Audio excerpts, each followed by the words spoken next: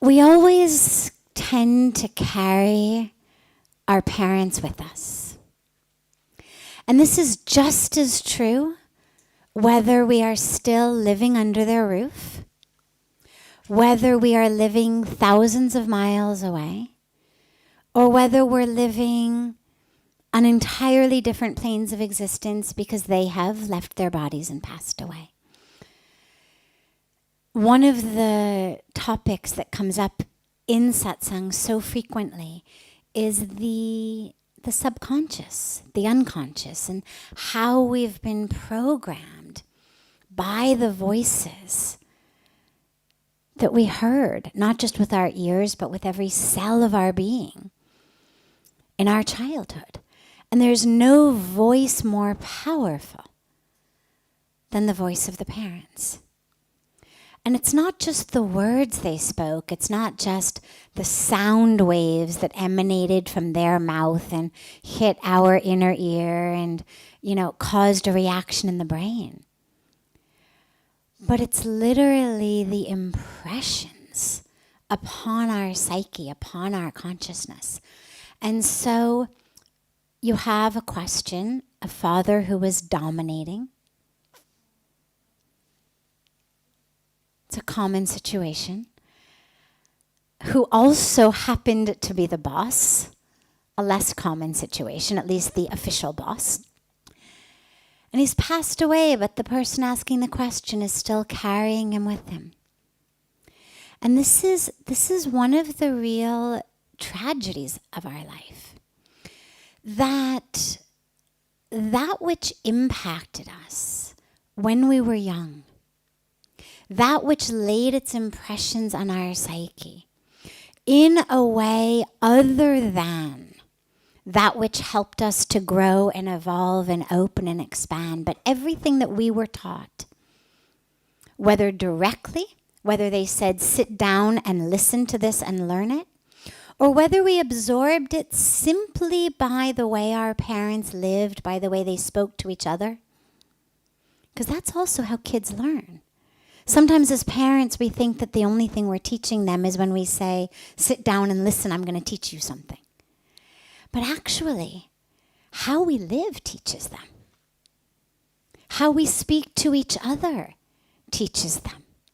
And in fact, it teaches them and imprints upon them even more than the stuff that happens when we say, sit down, shut up, and listen, I'm teaching you something. This is where you get, so many times parents will come in and they'll say, God, I don't know what's happened to my child. He or she has become so untrustworthy. They lie to me all the time. And, I don't know what to do. They're not spiritual the way that I'd like them to be spiritual. And if you could rewind life 10, 15 years, what you'd find is numerous situations where we as spiritual people, as good people, as what we think of as honest people, people with integrity. So many situations in which, for example, we were supposed to meet someone for dinner. We're running late. We're getting dressed. The phone rings. We see it say the name of the person who we're supposed to be meeting for dinner. And we say to our child, Acha, pick it up and tell them we're on the way. Or we're in the shower. We're not in the shower, but the phone rings and we say to our child, pick it up and tell him I can't talk, I'm in the shower. Tell him I'm not home. These tiny little, what most of us don't even consider lies. But they are lies, in that they are not the truth. These little things that we think of as so harmless, so innocuous, just part of life, actually imprint so deeply upon our children that when they grow, what they learn is, oh, the truth is inconvenient? Oh, you don't want to tell someone the truth? No problem. Just tell a lie. You're running late? No problem. Tell them you're on the way. And then, of course, we can't understand where these children have gone astray, have gone awry. So our parents, what they prioritize, what their values are, how they speak to each other, how coming home from a party, our mom and dad are, talking to each other, not even talking to us, but talking to each other about, God, so-and-so, God, that was the same sari she wore last week to the wedding. I wonder, God, how could she possibly wear the same sari, 2 weeks in a row? Or, God, she had that beautiful diamond necklace, and you make so much more than he does. How could he afford a diamond necklace? You couldn't afford one? God, look at how nice she was to him. She brought him, a drink. She brought him a plate of snacks. You never bring me anything like that. Why don't you take care of me the way she was taking care of him? Or just general gossip. God, she got fat. God, he seemed to be flirting with someone else. I wonder what's going on in their marriage. Right? Little stuff. You'd say, well, it's harmless. Well, it may be harmless between the mother and father who are just amusing themselves at the expense of another, polluting the air, you could say. But to the child, it's actually much deeper. What the child is learning, is how to have two faces. How to be one way in front of people and how to be an entirely different way when you get in the car. The child is learning that material things are of great importance. Look, mom was so happy with dad in the car on the way to the wedding, but now they're having this huge fight because mom wants to know why dad doesn't buy her a diamond necklace the same way that this other guy bought his wife one. What that means is the presence or absence of this necklace determines mom's mental state. Material things matter, which mean, take it forward a step. God, I better not even think about being the artist or the musician I wanted to be, or the monk I wanted to be, or the teacher I wanted to be, because those people don't make any money. God, if I'm ever going to make a woman happy, I better go become something that makes a lot of money. Because someday my wife is going to want to know why I didn't buy her the diamond necklace. And these are the things that are imprinting so deeply on our children. How we look matters a lot. Look, mom and dad are talking about this lady or man who gained a few pounds. That's the subject of conversation.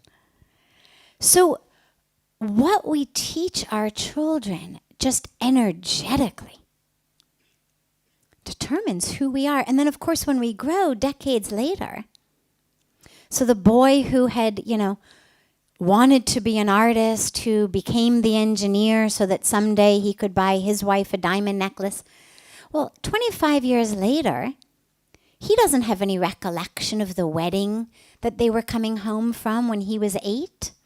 He has no recollection of mom being upset that she didn't have a diamond necklace. He has no idea, in fact, how he ended up an engineer.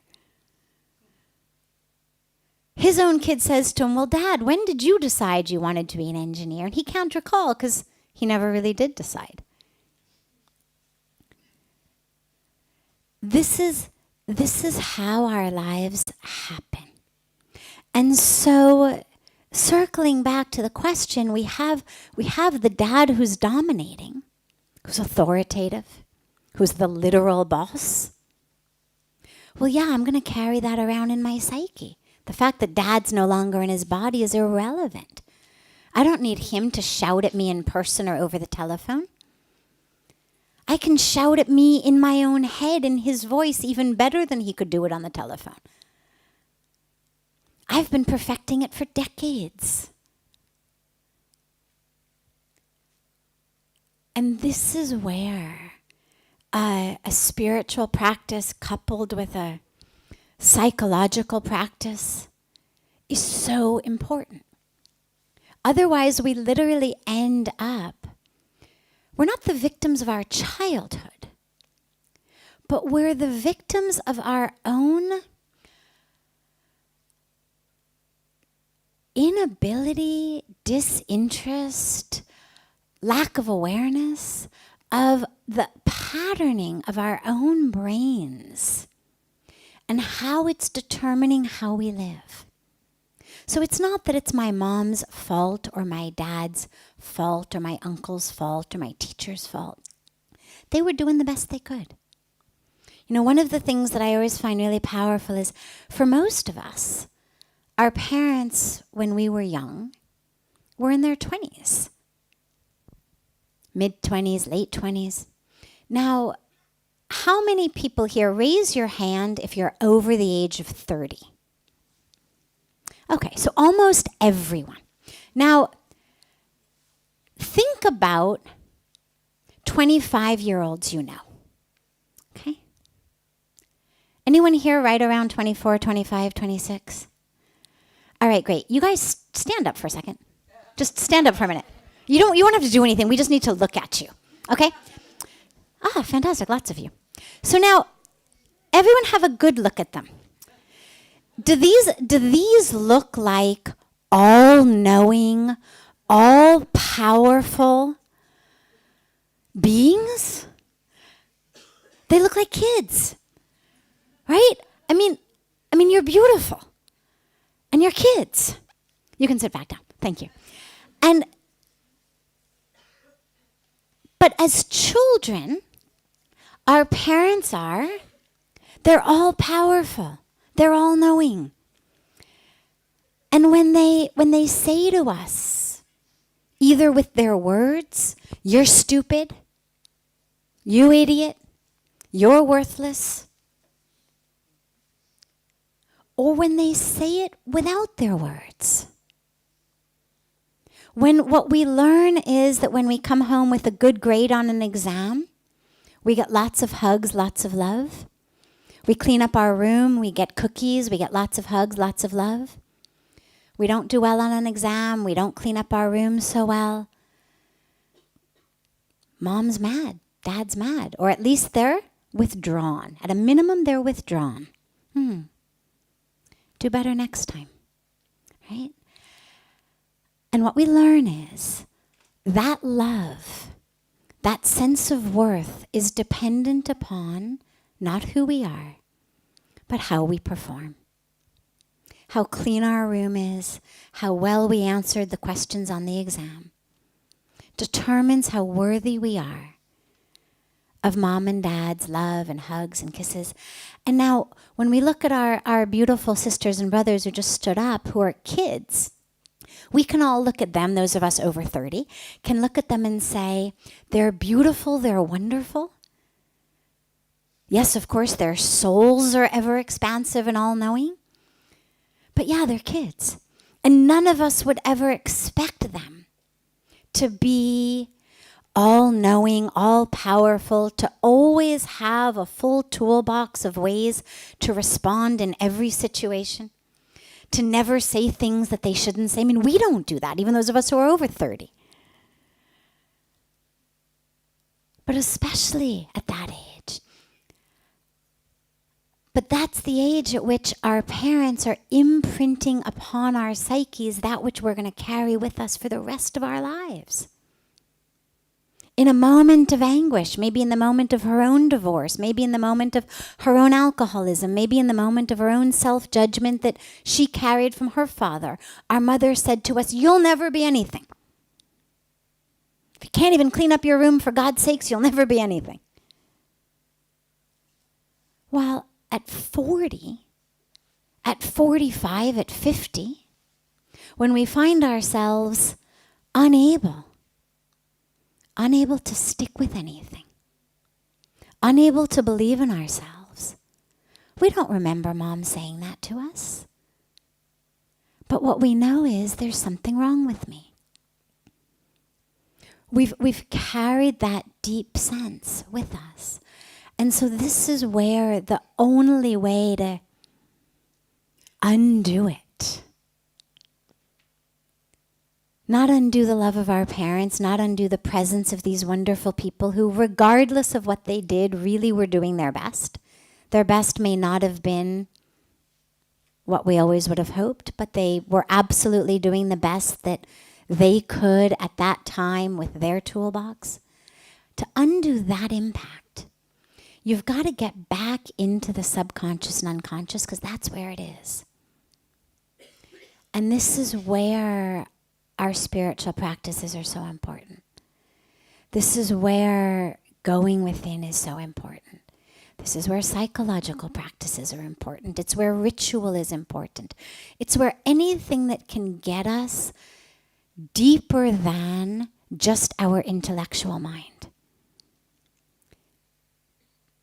Because this is now on the level of the psyche. And so to the person who asked the question, what I would say is, identify the voice of your Father in your mind, simply so that when it comes up, you don't mistake it for the inner voice of the divine. Because a lot of times we do that. We think, that's my intuition. My intuition says I'm worthless. No. Someone in your life once said it, and you internalized it so deeply that it now feels like your inner voice. So if you can identify it, if we can simply become aware of, that was my teacher, that was my camp counselor, that was the guy next door who hated the sound of me practicing the trombone every day and told me that I would never be a musician. Hated the sound of me, tap dancing around the backyard and told me that I would never be a dancer. That's his voice. Okay. That's mom's voice, that's dad's voice. And then as they come inside in our lives, what we're able to do is just sort of bow to them. Hi, Mom. Hi, Dad. Hi, neighbor.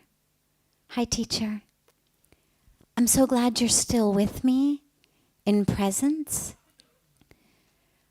but I don't need that message anymore.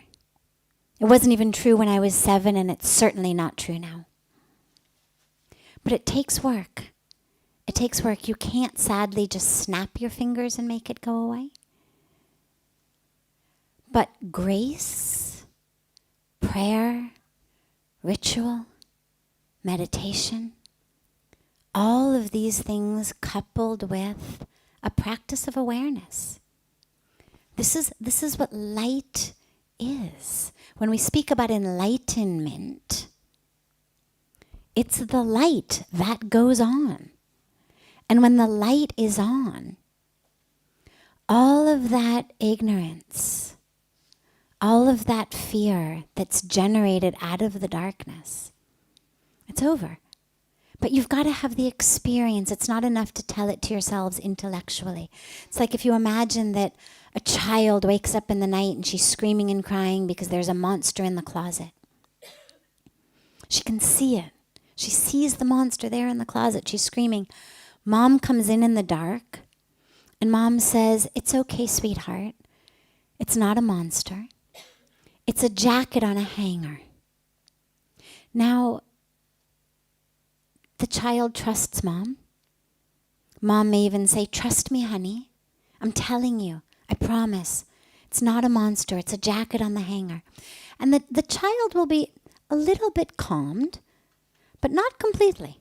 Yeah, she believes Mom. Yeah, she trusts Mom, but she looks over there and that is a monster. And when Mom leaves the room, she's still going to be afraid. Maybe not as afraid, because Mom has promised her and there is that faith in Mom. But chances are she's still not going to be able to go back to sleep because there is a monster in the closet. But if Mom had come in and had actually turned on the light instead of just convincing her in the dark, so that with her own eyes she could see the jacket on the hanger, the fear would be gone immediately. Mom would no longer have to say, "Don't worry, sweetheart, it's only a jacket." And even if the light got turned back out, that fear would never be able to be regenerated because she had seen, she had experienced, it's just my jacket. And this is really the difference between just getting something intellectually. It's not that it doesn't help at all. It does help on some level, particularly when we get it from a source in whom we have trust or faith. This is what religion gives us. It's what spirituality gives us. We hear a guru, a mentor, a guide, our priest, our rabbi, a minister, somebody, or we read it in a book, tells us. And it helps a bit. But in order for really the ignorance to go, the fear to go, all that stuff to go, the light has to come on. We have to actually experience the light. And that's when we talk about enlightenment. It's literally the light is on. I get all of that which I thought existed. It's not what I thought it was at all. I thought I was this separate being over here. I'm not. I thought you were that separate being over there. You're not. I thought this whole game was all about, what I look like and what I earn and what I achieve, and actually it's not. But experiencing that in the light is much, much more powerful than just having somebody tell it to me. And this is why we meditate. And this is why we pray. This is why we chant. This is why we do so many different things, and it doesn't matter what your religion is. And it doesn't matter how you meditate or how you pray or how you connect with God. Whether it's at the foot of the tree in your backyard, whether it's in a official, temple or synagogue or mosque or church. Doesn't matter. As long as you connect, because that connection is actually what rewires us internally. And that's what's needed.